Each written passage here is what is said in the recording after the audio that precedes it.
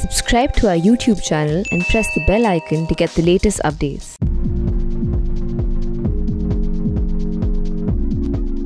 I think our establishment historians have done a disservice to India. If you don't call the British colonial rule the Christian rule, why do you call the Turkic colonial rule the Islamic rule? You know, are they trying to say that they were Indian Muslims ruling us? They are wrong. Indian Muslims weren't ruling us. Indian Muslims were as oppressed as the Indian Hindus. It was a foreign invasion. There were foreigners ruling us. Coming back, Mahmud Ghazni came in the 1020s. Muhammad Ghori came in the 1190s. So the time gap between them is 160 years, over 160 years, which is a freaking long time. Right? The British Raj lasted just around that much time. Right? How come the Turks did not come back to India for 160 years when they were going around massacring much of the known world at that time? Because in 1034, they ran into King Suhail Dev, okay, who fought them in a battle called the Battle of Bahraich. And he killed the Ghaznavid Turk army down to the last man. The defeat was so devastating that the Turks, there were various tribes of Turks. Ghaznavid Turks were one tribe. There were various tribes. No tribe of Turks came back to India for 160 years. Isn't this a hero we should know of? You know, he got us 160 years of peace. And also it is such an inspiring story. You know, a king who comes from a subaltern caste, unites people, Hindus of all castes, people of all religions under his leadership, and defeats a foreign invading army. It's an inspiring story that we should know of. The British Raj started, because of the legacy of their culture, started privileging texts over folk traditions. Our establishment historians, who are often more British than the British, followed that tradition. However, I'm living in London right now. I can tell you Western historians, including British historians, have themselves updated their approach. They give respect to folk traditions as well now. Think of like the first Anglo-Saxon kings, King Alfred, Edward the Elder. How many written texts are available on them? But history books are written on them, basis folk traditions and folk stories. Because modern historians have realized that texts usually capture the record of the victors, right? Especially if the victors are like the Turks, who believe in burning all universities and destroying temples and all old records, right? So you have to research folk traditions as well and add it to archaeology and other sources of data and history to come up with a balanced approach to history. Western historians have moved on. They're not privileging texts only, they're also respecting folk traditions. Like I said, an example being King Alfred and Edward the Elder, the first of the Anglo-Saxon kings. But Indian establishment historians have yet to move on. They do not respect folk traditions. King Suhail Dev's stories come more from folk traditions. And there's enough archaeological and other evidences to support that claim. If the Turks didn't come back to India for 160 years, it's worth asking. When they were going around massacring much of the rest of the known world, why did they come back to India for 160 years? Would Akbar have looked like an Indian to us? No, Akbar did not look like Hrithik Roshan or Prithviraj Kapoor. Well, most of Indians don't look like Hrithik Roshan or Prithviraj Kapoor. Yeah, but he wouldn't have looked like Prithviraj Kapoor either. You know, the Amar Chitra Katha comics are lovely, but no, he wouldn't have looked like that. To us, he would have looked Chinese. He would have had Mongoloid features. Right? Alauddin Khilji wouldn't have looked like Ranveer Singh. To us, he would have looked Chinese. What did they think of themselves? Read the list of nobles, okay? And those texts are available. You know, there was a time when finding the ancient text was difficult. Now, in the age of the internet, texts like Babannama, Tarikh-e-Farishte, Akbarnama, these are all easily available. Read the list of nobles. You find very few Indian Muslim names in there. Almost all the nobles would be either Turks or Persians or some Arabs, right? They wouldn't have spoken Urdu, okay? Again, regardless of what Indian films tell us, Razia Sultan wouldn't have spoken Urdu. She would have probably spoken Turkic or Persian, which to most Indians, we wouldn't have understood, right? So now I leave it to your judgment to just, does that make them Indian or does that make them foreign? It's a different matter that were they good or brutal people. I'm not denying that Akbar was relatively decent, no doubt about it. Right?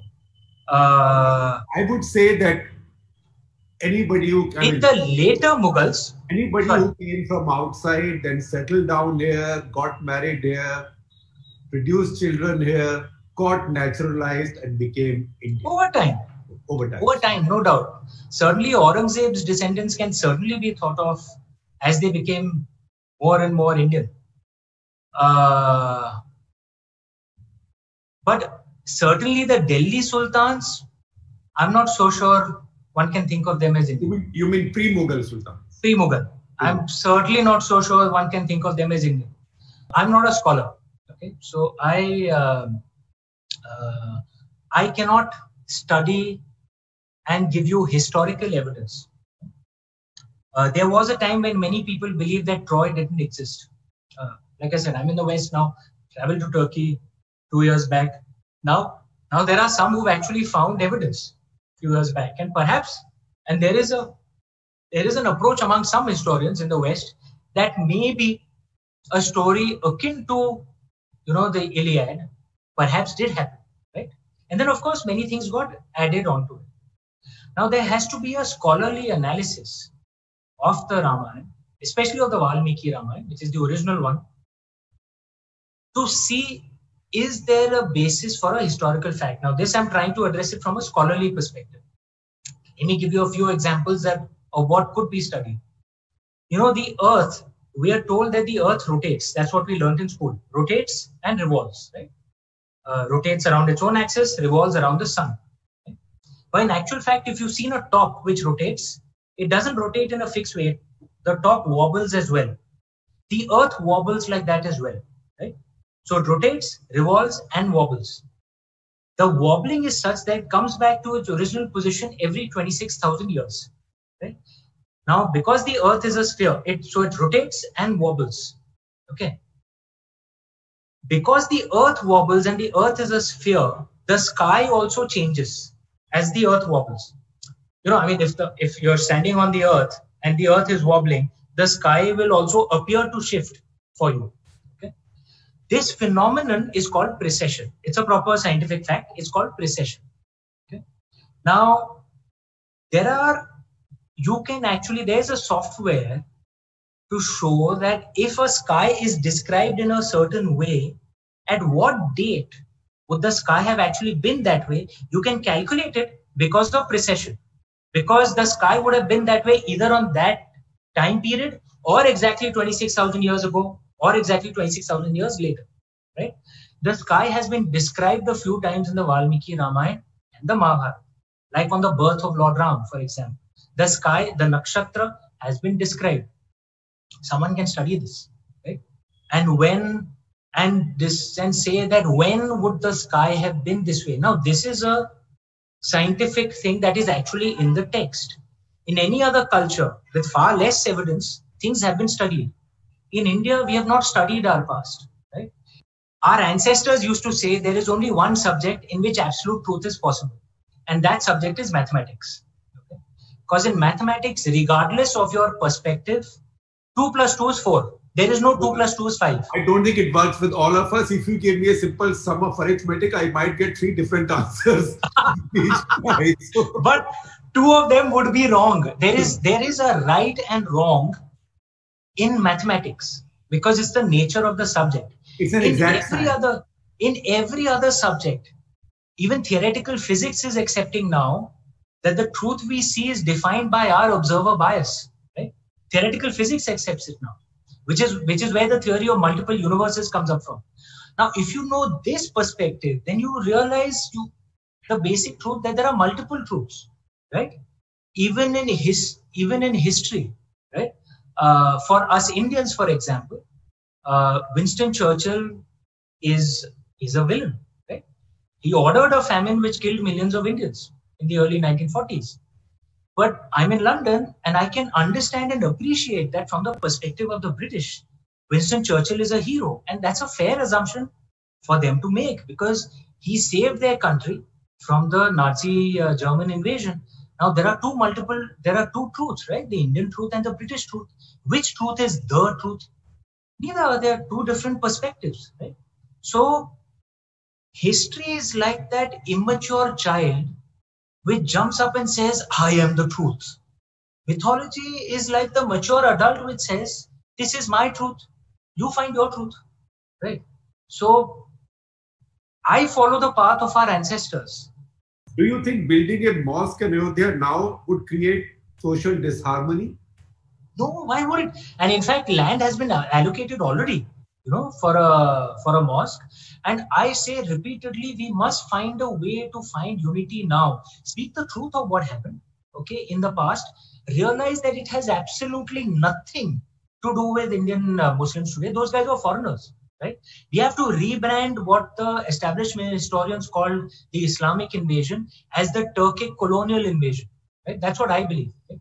One of the things that gets forgotten so often that, one of the main scholars whose work was used in the courts to prove that there was a temple was K.K. Muhammad, who was a Muslim by faith, but his work was recorded. I come from Kashi, so many of the great musicians that come from the Hindustani classical school, classical music school, that come from Kashi are Muslims, and many of them will do a Saraswati Vandana before doing it. Ajmer Sharif is the tomb of a Muslim Sufi saint.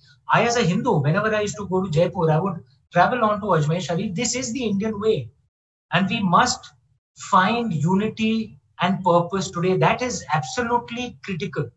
And to me, that is the message of King Suhail Dev. Sorry to be plugging my book once again, and I'll be very happy to plug the cover too.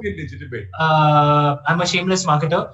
But King Suhail Dev, the message that he gave was, he brought together Hindus of all castes, he brought together Indian Muslims, Indian Buddhists, and forged an army to fight a foreign invader. And that message is particularly relevant today. And we must realize that when we Indians are united, we are freaking unbeatable. I should also clarify that there is no difference between Jai Shri Ram and Jai Siya Ram. Shri is another name for Goddess Lakshmi. I know, but it's a literal thing. I'm saying in the traditional Indian way, Shri is another name for Goddess Lakshmi. Sita Ma is essentially and Goddess Lakshmi. Lord Ram is Lord Vishnu, which is where Shri gets used often, right? And Siya is the colloquial. I know, but that is the slogan, the political slogan over time. Yeah, it's broadly the same thing. As far as Lord Ram being a warrior is concerned, look, India has had two traditions. There is the pacifist tradition in India, and India has the oldest pacifist tradition in the world, Jainism, which is the oldest pacifist tradition in the world, is actually from India. So there is one approach which can perhaps be exemplified by that wonderful line from the Mahabharata, Ahimsa Paramo Dharma. But there is another approach, in India as well, that Dharma Hinsa Tathaicha, that violence, when it is dharmic, and I will stress once again, Dharma does not mean religion. Dharma means that which is right, that which is balanced. Violence, when it is dharmic, is justifiable. India has had these two approaches. So there is an approach that when one is facing an invasion or facing a dharma, it is our duty to fight. It's one of those things that Lord Krishna also speaks of. It's one of the things that Lord Ram also speaks of, because he did battle Ravan. Right? Okay, the word secularism comes from the Western experience, where it emerged a few centuries ago as a rebellion against the church, right? Where there was a state religion, and therefore which had an impact on non-religious life, and therefore there was a pushback. This was not necessarily the approach in most pagan ways. So, for example, Zoroastrian Persia or Roman Mediterranean world. It's the same in India. I guess perhaps the word that is more appropriate for India would be pluralism rather than secularism. or if secularism is translated into Hindi as Sarva Panth, not Sarva Dharma, Nirpeksh, Sarva Pantha Nirpeksh. Because dharma is not religion. Dharma is the right way to live, right? It's beyond religion. It applies to all aspects of life. And India, pre-Turkic invasion, never really had a concept of a state religion, ever. It was within the same family, you could have multiple religions. If there is a path where there can be generosity and kindness on both sides, and that will happen when we see the truth for what it was. That generosity and kindness cannot happen when we see extremism on either side, where some scholars saying, no, Aurangzeb was a great guy, we should respect him, which obviously to any Hindu would feel like it's a bit like going to Israel and praising Hitler. It's not just rude, it is cruel, right? At the same time, one shouldn't swing to the other extreme, which suggests that there should be hatred now. If truth is spoken, then I think the way we Indians are, most of us Indians, practically all of us Indians, we have a big heart. There's a reason why India is a relatively stable country, because most of us Indians are emotional and we have a big heart, and most of us naturally tend towards the center. Most of us. Right? That's why India is a relatively stable country. There's a reason why per capita violence is among the lowest in India. Do you think it was appropriate for the Prime Minister to go for the Bhumi Pujan ceremony at Ayodhya? Once again, I'm afraid I can't really comment on that. I am a diplomat, but I will say again that, and I've said this earlier, this is a civilizational moment. The rebuilding of the temple is something that is almost a message to the larger world that we are alive, we are Sanatan. It is a civilizational moment. I would stress that. So what has more oomph, destroying a mosque or building a temple? Sorry, what? I said, what has more oomph, destroying a mosque or building a temple? You're trying very hard to light a fire once again. No, and I will do what Mohandas Ramannath used to do very well left. Like just leak the ball. It'll go off the off stump and to the wicket keeper, and I'll just raise my bat. Sometimes it came in and it got bold. That's possible only in a cartoon. At least on cricket, I know as much as you, if not more. History and mythology. There are two points I'd like to make on this, and if you see it from a fair, unbiased perspective, there has been hypocrisy on all sides when it comes to freedom of expression. Where people will give a platform only to those that they agree with. So depending on the platform you want to be present on, a decision will be made on whether to give you a space or not, depending on your background. I face challenges, for example, getting my first book published. I am a believer in freedom of expression. In fact, I'd written an article on this. The original Constitution of India actually supported absolute freedom of expression.